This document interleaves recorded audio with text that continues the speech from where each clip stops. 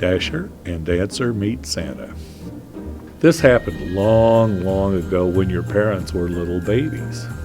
In a place called Far Up North, which is further than way too cold, is the place where the very best flying reindeer come from. The largest city in Far Up North is named Icy Place. In downtown Icy Place, there was a family of wonderful flying reindeer. The daddy's name was Racer, and the mommy was Cinnamon. Racer and Cinnamon loved their children just like your mother and father love you. Racer and Cinnamon took their son, Dasher, and their daughter, Dancer, flying every Saturday morning after breakfast of blue bacon and peppermint pancakes. One Saturday, after an especially good batch of those peppermint pancakes, the reindeer family took an unusually long flight.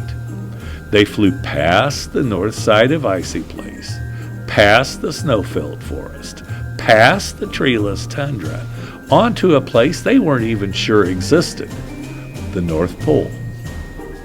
They had never seen the North Pole, but they recognized it immediately when they saw it. The snow was the whitest white anyone had ever seen. There were many rows of Christmas trees that were decorated with beautiful silver and gold stars. The garlands on the trees were made of red and green paper chains with red velvet bows. The tiny lights shimmered like millions of stars that filled the night sky on a very dark night. They could even see those glimmering lights on a Saturday morning. There were 3 buildings that were shaped like a giant U. They looked to be very, very old, but they were clean and tidy. The building on the left was the smallest of the 3, but it was pretty large. It was a stable or a barn. There were those half doors that look like the ones that have horses looking out. Several of the doors had reindeer looking out, but several more seemed to be empty. The barn was made of large stones and had a big brown roof that was made of wood. The building in the middle was a very, very large chalet house. They guessed it had probably 40 bedrooms. There were candles in each window that made the house look like a wonderful place to live. It had a big, bright red door and beautiful green shutters on the windows. The house was made of those same big stones as the barn. The workshop was on the right, and it was the largest of the buildings. Like the others, it was made of the large stones and had a big wooden roof. It was probably as big as a football field.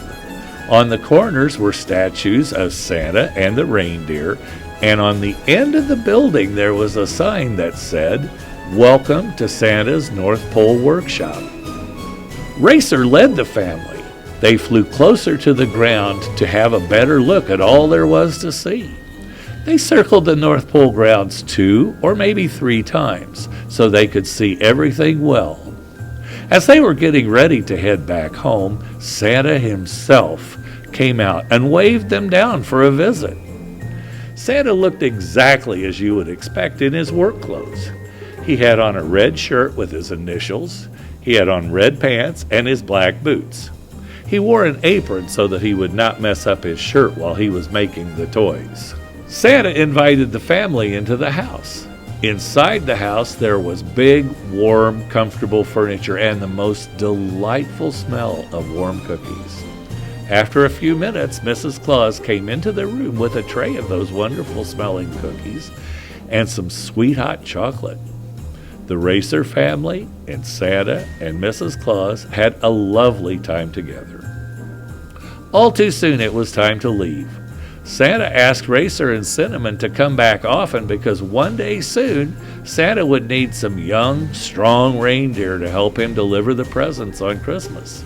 Dasher and Dancer were so excited by the chance to fly with Santa that they could think of nothing else on the way home.